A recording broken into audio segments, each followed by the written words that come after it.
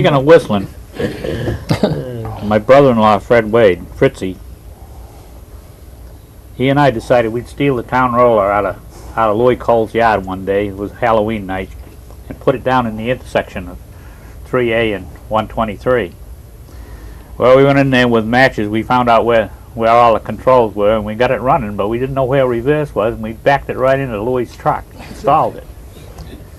And with the big crash, when he hit the truck, out comes Louis with a shotgun on his back step. And I got down behind the thing to see what was going to happen, and I can still see my brother-in-law in the moonlight going down through the field into the woods with Louis after him.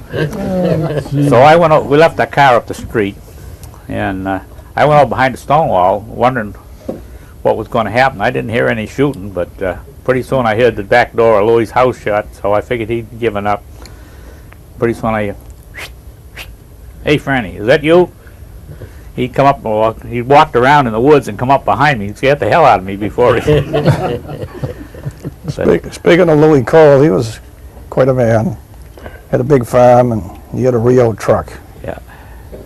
Our Rio ruins every owner. Yeah, he had a Rio truck, and the Rio people would have a salesman on the road, and they'd come down and sell you parts, and your own men would put the parts in and stuff like that. So that particular model Rio, the springs were weak on it.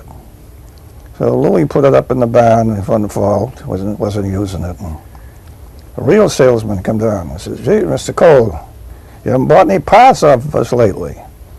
"Well," he says, "those springs are damn weak on your truck." He says, "I don't dare use it. But I got to use it now, and I put it back in the barn last winter, and Jesus, a cat jumped out of the hay mow and landed in the back of the truck and broke both of those rear springs." So Louis was a friend of my father, and Louis somehow or other never seemed to have any money. And come fall, he'd have quite a little gas bill and maybe a couple of new tires and a battery. And of course, my father always went up and got vegetables for him. And after he got the vegetables, they'd go to settle up.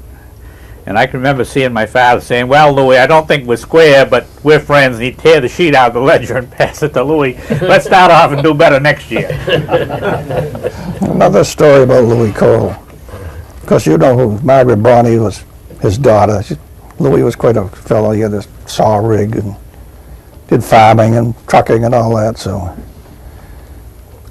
Jamie Turner was selectman at the time, and Jimmy Andrews, that would be Raymond Andrews' father, was Jamie's brother-in-law. Well, Jamie's brother-in-law was on welfare. Jamie was on the welfare board, and he called Jamie one day and he said, "I need some wood. We haven't got any wood." So Jamie said, "Okay, I'll have John Fitz bring you down a couple of cord of wood." So he did. He called Fitz's and told him the town would pay for the 2 cord of wood and bring it down to Jimmy Andrews' house on Stockbridge Road, which he did. Well, Jimmy called Jamie up in the afternoon, says, "What are you going to do about this wood here? It's in 4-foot lengths.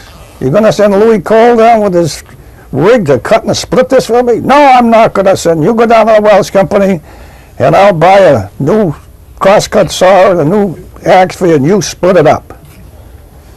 So in the middle of the afternoon, Jamie and Jesse take a ride. "Let's go up and see how Jimmy's making out splitting the wood." So they get up there, and here's Louis Cole with his rig in there, splitting the wood. Jamie goes in, "What happened?" "Oh," he said, "I gave him the axe and the saw to split the wood up."